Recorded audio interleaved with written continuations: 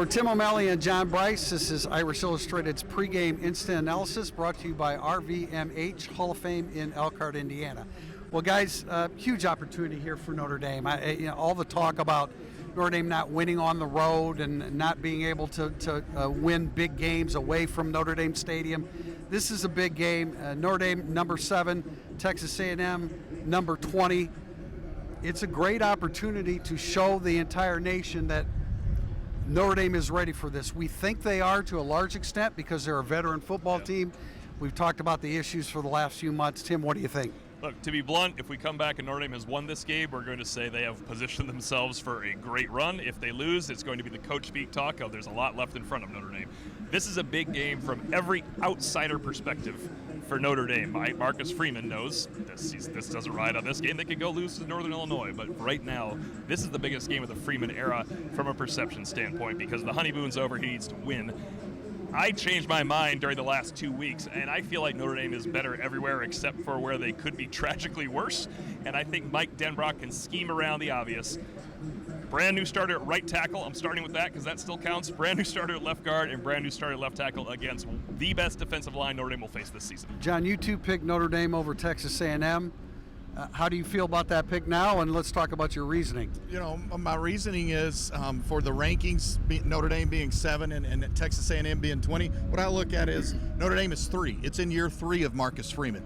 Texas A&M is year 1 under Mike Elko. The more established program, the more veteran program should win this game, and I don't care if it's in College Station or South Bend or a neutral site in Boise, Idaho. Notre Dame should win this game. Notre Dame needs to win this game. I like Notre Dame's ceiling at quarterback with Riley Leonard. Both quarterbacks are coming back from injuries, haven't played a lot in 11 months, I guess. Both of them ending their seasons around the end of September a year ago.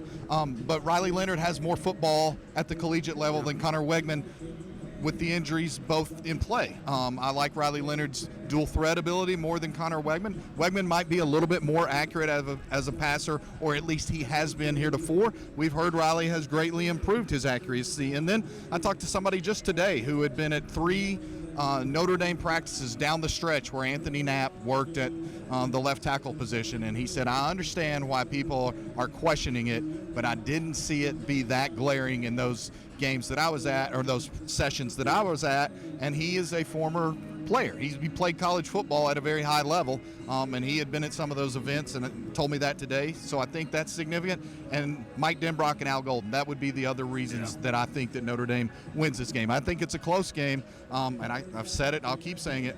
It's an incredibly imperative game for Notre Dame to win, especially in light of how bad the ACC continues to look. Look, we do this for a living, and naturally you look to where Notre Dame could have problems. Notre Dame goes into this game with a ton of strengths. Yeah. They do have Riley Leonard, a mobile quarterback that can beat you with his arm and beat you with his feet. We know about Notre Dame's defensive line, which is as good as anyone's in the country. The linebackers are a little young outside of Jack Kaiser, but we know they're very talented. And I think the secondary is being, when you listen to Game Day today, I think the secondary is being underrated by some of the national guys as they break down this game. Yeah, there's 2 prove-it situations. For me, I think the wide receivers are going to be very good. But if you want to debate that, you have the grounds to debate that. There is not grounds to debate that Notre Dame's secondary could be in trouble today. That is not going to be why they lose. They have 2 returning All-Americans with a player that could be as good as either Xavier Watts or Benjamin Morrison and Christian Gray. And they have the player of the summer in camp in Adon Schuler. And if he's not having a great day, they have 2,300 snaps in reserve in Rod Hurd. They have a greater strength in the secondary and a better matchup against the A&M receivers than the other way around. Now, Notre Dame's receivers aren't proven. I get it. They have to prove it out here today. I just think they will.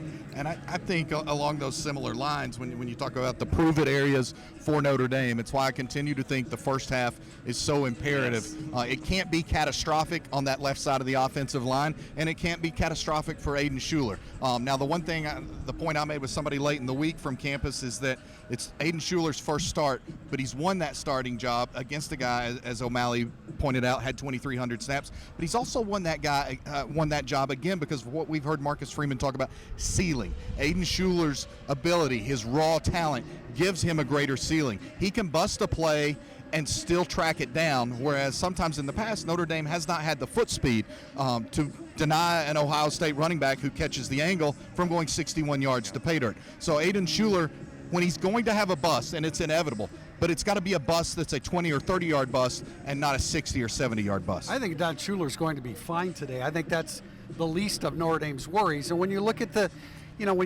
Anthony Knapp, the true freshman at left tackle, and Sam Pendleton, the redshirt freshman at left guard, we know these are going to be good football players. Now, they're going to have to hurry up and be good here in just a couple hours. But, I don't think that they're going to look like, freshmen that are overmatched. Now, they're going against some great players up front, and the greatest of those is Nick Scorton, who at 6'4", 285, is going to come out of a three-point stance.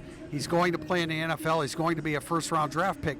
But when you watch those young guys on the left side perform, they are very fundamentally sound, and we've said this all week when we talked to Mike Denbrock about them being assignment correct. He did not hesitate to say that he was totally confident that they would be that. Now, are they physically strong enough to handle the juniors and seniors, men up front for Texas A&M? We're going to find out. But in terms of like these new guys that are in the lineup, I think we feel pretty good about how they're going to perform tonight. I think it's important to note that at some point, if you set the edge on Anthony Knapp and Notre Dame gains 2 yards, whatever, you can't have Anthony Knapp getting flushed by Nick Scorton. It's okay. If Notre Dame's going to have 3 full handfuls of plays that go nowhere. Those plays can't go 7 yards backwards, though, most of the time, and I think that's what you can scheme around. I do want to point out to our readers at home, I've never said this before in my life, on game day, a great point was made. It's because it was by Nick Saban, the head coach who has been here. He said it's a tremendous advantage for Texas A&M if Notre Dame can't clap